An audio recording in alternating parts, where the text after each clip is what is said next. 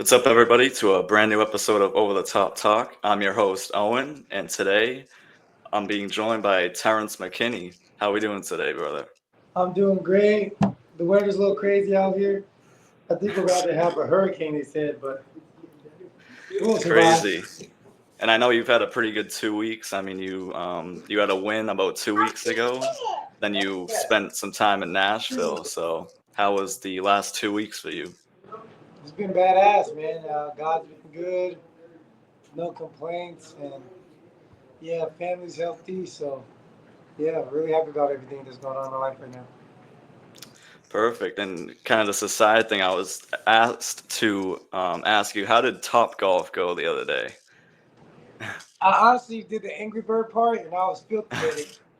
But it took me a second. But once I figured it out, I start smacking it, almost hitting it to the net.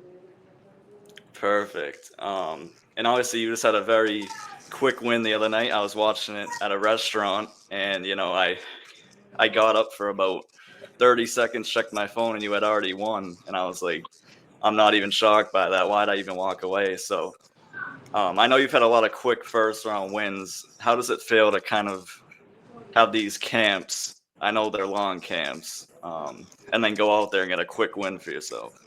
This is huge for me because like this guy's barely been finished. Even the one against Chase is kind of wasn't a tap, controversial, but this dude's taking a beating and giving it back. Not no one can really finish him. And for me to go out there and dominate him in 55 seconds shows what my potential was and how good God's been in my life. Perfect. And what kind of made you want to become a professional fighter? So, like I tell people, it was a crazy story. When I did shrooms and acid, I ended up seeing demons, and I saw all this fighting and stuff.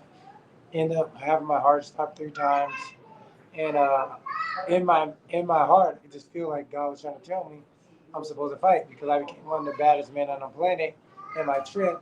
And I was like, there's only one place you get a title like that, and that's the UFC. And here we are today. Perfect. And I know you've had a ton of first round finishes. Which fight out of all the fights you've had would you say is your favorite one? Probably the B2 series fight where I got like a 16-second knockout from like time the head kick, then put a put a couple following up blows on him. Super sick, and then it just started to run to me to get to UFC. And what would you say is like your favorite part about being a part of the UFC? Just the fans and the lights, just being out in that cage and feeling like you're in a video game is just so surreal. And you talk about fans. How does it feel to you're walking around, let's just say UFC Nashville. How does it feel to have all these fans just come up to you, ask for a picture? It must feel amazing, right? Yeah, it just feels amazing, and yeah, just feel blessed. I can see that the favorite guys in my life, and you think I'm ranked the way like so many fans know me at every UFC event and how many pictures I take. It'd be freaking insane. Yeah, I know, right? And what would maybe you say is maybe your least favorite part about the sport? Just cut and wait for my fights. It's terrible, especially since I'm growing and getting older. Like at first, when I first got to UFC, 155 was easy to make. Now I'm like 180 on Wednesday, then cut to 156 on Friday morning.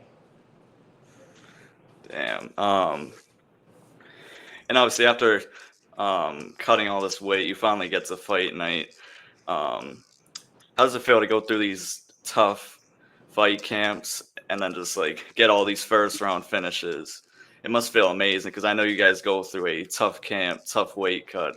So to finish it off quick, and obviously you didn't take any damage. So Yeah, that feels amazing, especially to take no real damage with a tough competitor like that. Like truly, like so blessed by God. You know what I mean? Like that's super rare in my weight class. Like only people that really be killing people like that is Tom Aspinall. So just being a power and a freak like that is just a testament to how God blessed me athletically, and I'm truly grateful.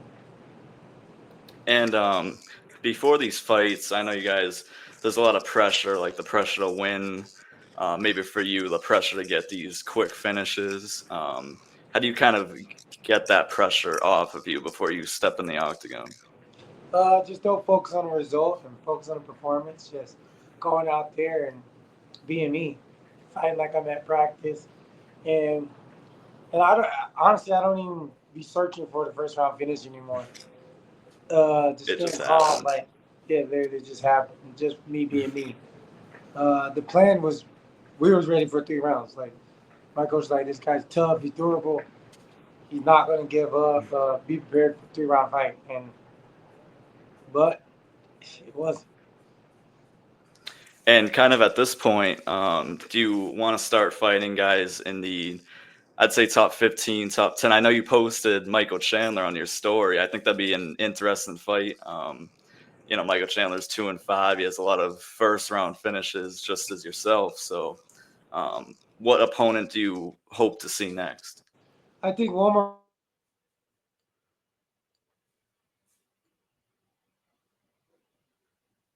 UFC in the lightweight division. Perfect. And which opponent out of all of them you've had would you say is like your favorite opponent you've stepped in there with? I had a blast with Drew Dober. Had a blast. Even though I fought a little timid because getting knocked out in the previous fight, but yeah, I had fun in that fight as well. Even though I was fought a little fearfully. And I know, being a part of the UFC, there's a lot of the top stars that will comment on your stuff. Who's like your favorite star or fighter, I guess I should say, that you've got to like train with?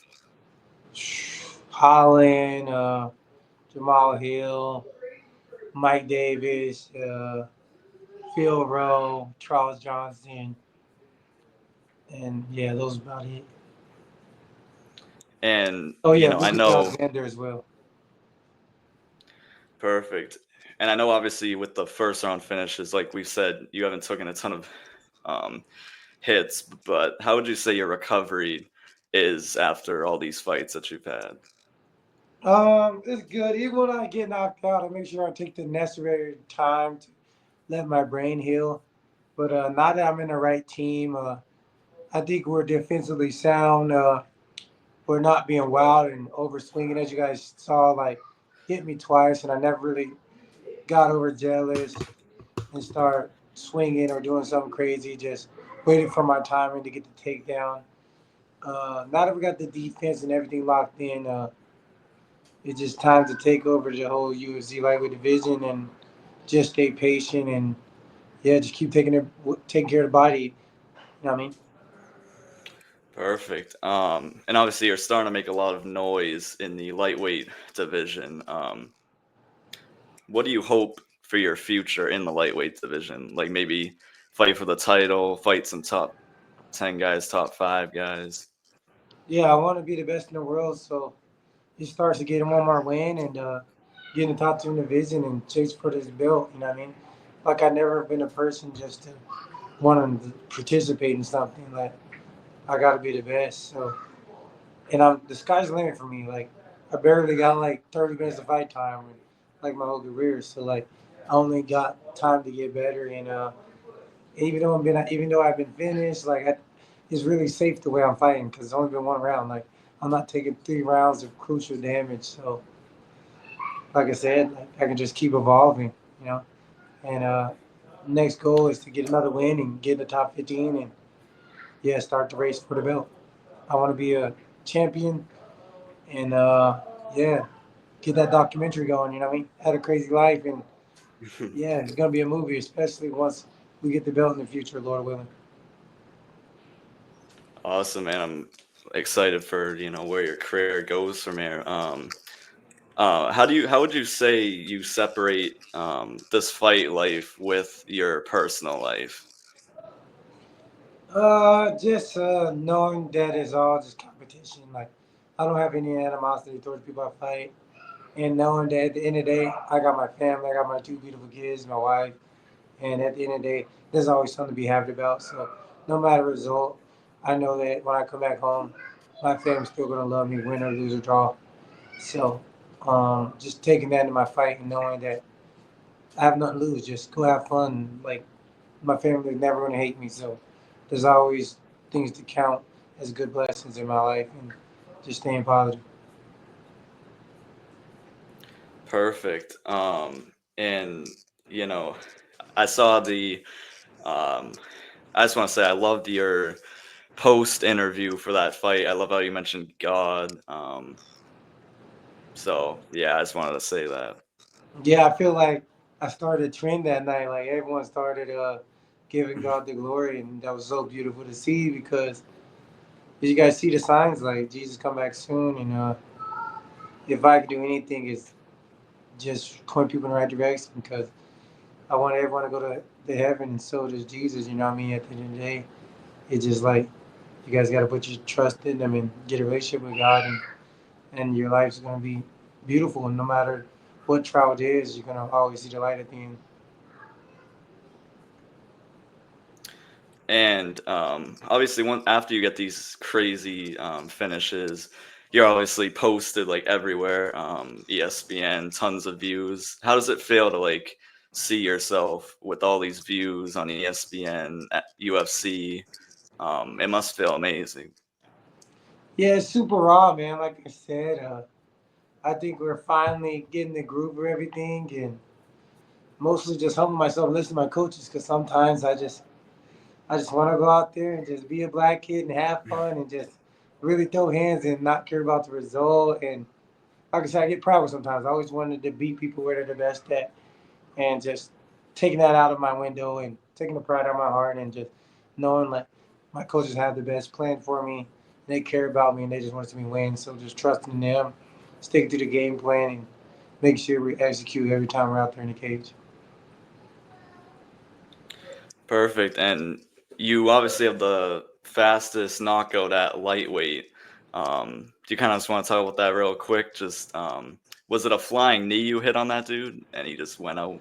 It was a 1-2. So me and my old coach Pablo Alfonso, we game planned it. We saw when Mike Revoler fights tall people, he likes to start with a leg kick before he start banging. So we're in the back, my coach kicking me. We're hitting the 1-2. We probably did it like 100 times before the fight started.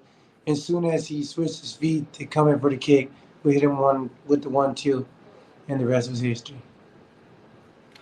Perfect. And kind of just talking about other lightweights. Obviously, this weekend, Max Holloway versus Dustin Poirier. Who do you have in that matchup? Uh, I got Max. When people start talking about retirement, they tend to, what's gonna happen. But shout out to Robbie Lawler for ending it the right way. But I just think Max is gonna be a lot stronger this time at 155. We saw how he was able to knock out Justin Gaethje. I think he has more pop at 155, not being all sucked down making 145, and I see him getting a late fourth round TKO for sure this time. Yeah, man, I'm a huge Max Holloway is probably one of my favorite fighters, so I'm Same, always I in the love ride Max. I with love him. Max. So, The Blessed Express, and baby. have you been able to meet Max yet, or have you guys crossed paths yet? No, not yet. I would love to meet him though. Even train with him. It'd be honored. But we're in the same weight class, so it's a little Usually different now. stay away, yeah. Yeah. All right, and last thing I got here, what piece of advice would you hand to someone that might want to get into professional fighting? Put God first. Ask God to bless your plans. You'll be successful with carrying it out. It says that in the Bible. Also, if you're young and starting to make sure you wrestle throughout high school, and then in the summer do boxing and jujitsu, and then join an MMA gym as soon as you graduate, and yeah, go chase your dream. Also, don't wait till you're pro to do the right thing. Eat right, run, live, and do everything possible to give yourself the best chance to make it to where you want to be.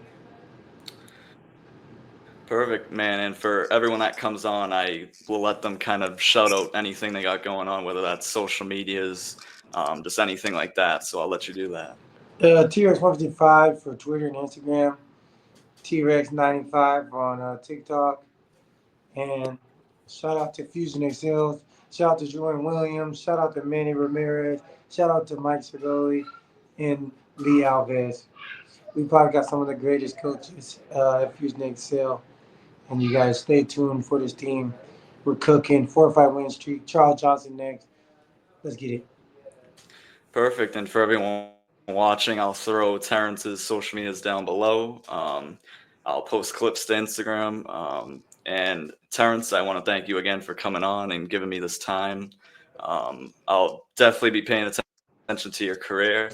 This time I won't be, away during one of your fights, hoping for another first round finish, whoever you got going next. And thank you again for coming on. Yeah, my pleasure, Owen. Yeah, keep cooking and yeah, keep chasing your dream too.